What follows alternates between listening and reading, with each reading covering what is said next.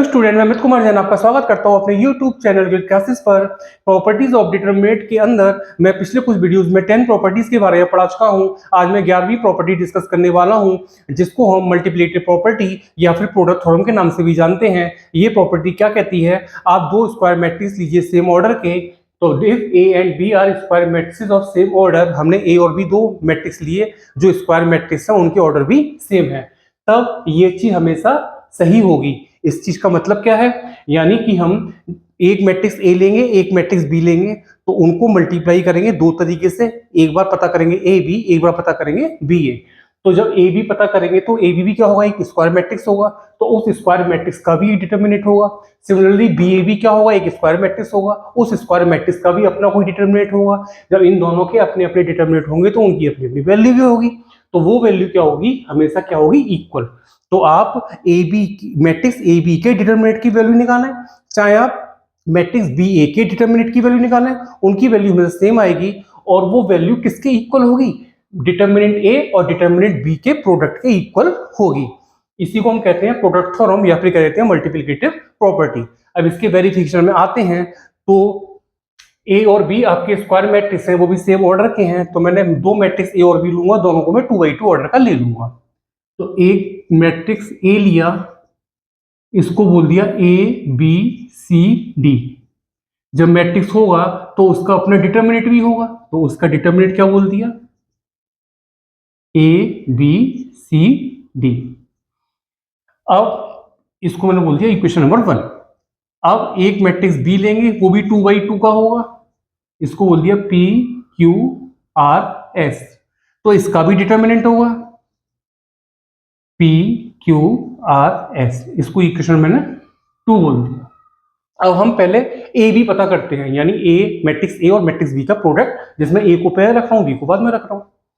तो हमने A B पता किया, ए बी, तो आपका ए बी क्या है, ए बी सी डी, और बी क्या है, P Q R S, P Q R S. क्या कर देंगे, मल्टीप्लाई, मल्टीप्लाई करना आपको आता ही है। AP plus B R, AP plus B R, A Q plus B S, A Q plus B S, CP plus D R, CP plus D R, C Q plus D S, C Q plus D S. ये हमने matrix A B पता कर लिया। अब matrix A B का क्या लेके चलना है, डिटरमिनेंट। तो जब मैट्रिक्स ए बी आ गया तो इसका डिटरमिनेंट भी आएगा, determinant A B equal to AP plus B R, C P plus D R, A Q plus B S, C Q plus D S, determinant. अब हम इस डिटरमिनेंट की वैल्यू निकालेंगे। तो आप चाहे तो this into this minus this into this कर देते हैं, लेकिन मैं इसको सम प्रॉपर्टी के हिसाब से इसको 4 डिटरमिनेंट में ब्रेक करता हूं। तो सम प्रॉपर्टी क्या कहती है, आप इसकी पहली रो देखिए, पहली रो के दोनों एलिमेंट दो टर्म्स के सम के इक्वल हैं, सेकंड रो के भी दोनों एलिमेंट दो टर्म्स के इक्वल हैं। तो मैंने आपको सम प्रॉपर्टी पढ़ाई थी, तो मैंने आपको पता करना बता दिया था सम प्रॉपर्टी के हिसाब से कि ये मैट्रिक्स 4 अलग अलग डिटरमिनेंट में ब्रेक हो सकता है। तो पहले लेकिन एक बार में एक रो को लेकर के चलते हैं। तो मैं इस रो को लेकर के चला, तो जब इस रो को लूंगा, तो यानी कि ये जो होगा, पहली रो पकड़ूंगा तो सेकंड रो को मैं कांस्टेंट रखूंगा दोनों डिटरमिनेंट के अंदर। तो सीपी प्लस डी आर, आपकी ये सेकंड रो जो इसमें है वो इन दोनों में होगी, तो सीपी प्लस डी आर, थोड़ी जगह बना दूं, CP plus D R, C Q plus D S, C Q plus D S, यही सेम रो यहां पे आएगी, CP plus D R, C Q plus D S, C Q plus D S.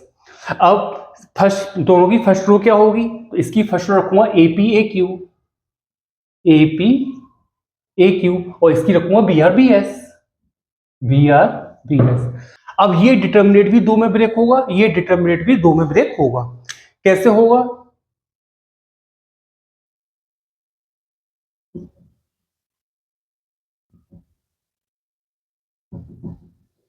तो हम पहले इसको ब्रेक करते हैं, तो इसकी सेकंड रो को लेकर के चलेंगे क्योंकि उसका हर एलिमेंट दो टर्म्स का सम है। तो यानी कि इन दोनों डिटरमिनेंट के अंदर पहली रो सेम रहेगी, A P A Q, A P A Q, A P A Q. Change कौन होगी? Second row. So second row इसकी कहां से आएगी? इसकी सेकंड रो से, सी पी सी क्यू इसकी सेकंड रो,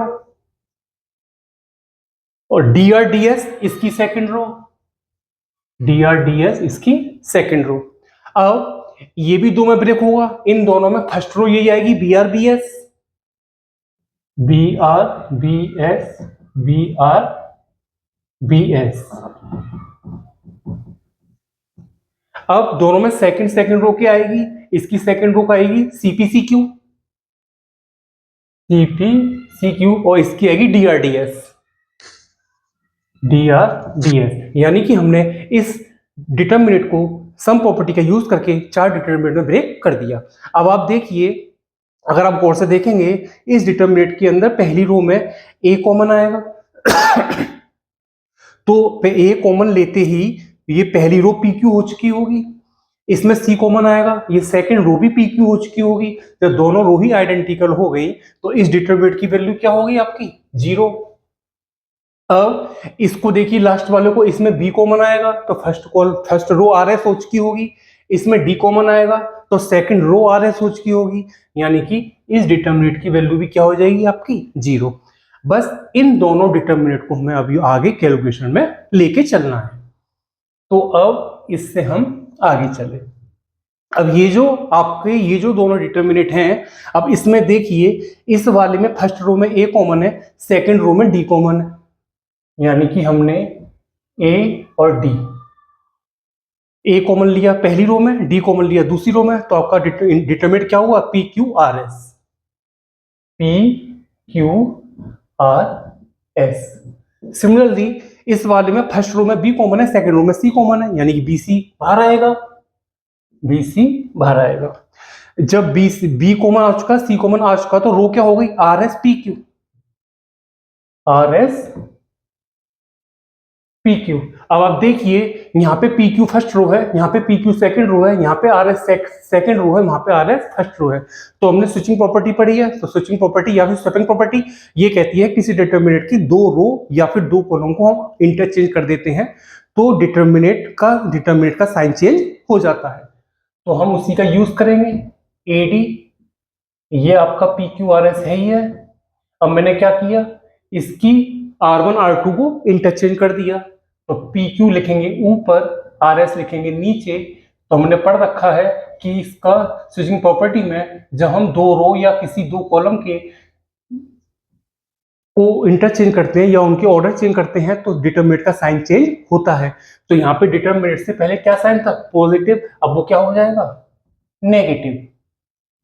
अब इन दोनों में हमने, अब देखिए दोनों डिटरमिनेंट आ गए, तो इन दोनों टर्म में डिटरमिनेंट कॉमन आ रहा है, तो हमने क्या किया? पी क्यू आर एस जो डिटरमिनेंट है वो हमने क्या ले लिया? कॉमन। अब हमारा क्या बचेगा? A D minus B C, A D minus B C. अब फिर आगे चले हम, पी क्यू आर एस। अब आप देखिए, ये जो आपका एक्सप्रेशन है इसको आप डिटरमिनेंट फॉर्म में लिख सकते हैं, A B C D, A B C D. Check कर लीजिए, नॉन डायगोनल का multiply A D minus, sorry diagonal का चेक कर लीजिए, डायगोनल का मल्टीप्लाई, डायगोनल एलिमेंट का multiply A D minus non diagonal element का मल्टीप्लाई बी सी, यानी हमने इस एक्सप्रेशन को डिटरमिनेंट फॉर्म में लिख दिया। अब आप इक्वेशन 1 को देखिए और इक्वेशन 2 को देखिए। इक्वेशन 1 में क्या है? जो ए बी जो ये मेरा भाई मिस्टेक, यहाँ पर गलती से मैट्रिक्स लगा दिया, ये तो डिटरमिनेंट है भाई। क्या है ये? डिटरमिनेंट, ये आपका डिटरमिनेंट है। तो हम देखिए, अब ये P Q R S equation number 2 में क्या है? Determinant B. तो हमने इसको क्या लिख दिया? Determinant B. और ए बी सी डी आपका इक्वेशन 1 में क्या है? Determinant A. हमने इसको डिटरमिनेंट ए लिख दिया। यहाँ क्या लिखेंगे हम? फ्रॉम 1 एंड 2, क्योंकि 1 और 2 को देख करके ही तो हमने ये चीज लिखी है। अब आपका डिटर्मिनेट बी की वैल्यू भी एक नंबर होती है, कोई भी डिटर्मिनेट हो उसकी वैल्यू क्या होती है, एक नंबर होती है, और नंबर्स का प्रोडक्ट क्या होता है आपका कम्यूटेटिव, यानी हम उनके प्लेस चेंज कर सकते हैं। Determinant A dot determinant B, तो हमने साबित कर दिया जो आपका ये आपका डिटर्मिनेट ए बी की इक्वल यूज चल रहा है सारा कुछ, तो डिटर्मिनेट ए बी की वैल्यू डिटर्मिनेट ए और डिटर्मिनेट बी के प्रोडक्ट की इक्वल होती है। सिमिलरली हम बी ए को भी निकाल सकते हैं, तो लेकिन एक ही काफी है, तो आप लिख देंगे similarly it can be proved this equal to this. अभी हमने क्या लिखा, दिस इक्वल टू दिस, आप लास्ट में क्या लिख देंगे, similarly it can be proved this equal to this.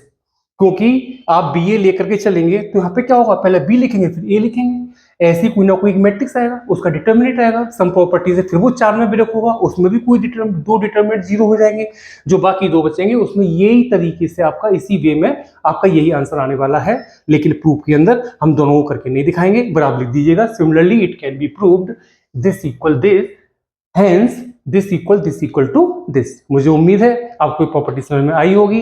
Next video में जल्दी मिलता हूं, बाय बाय।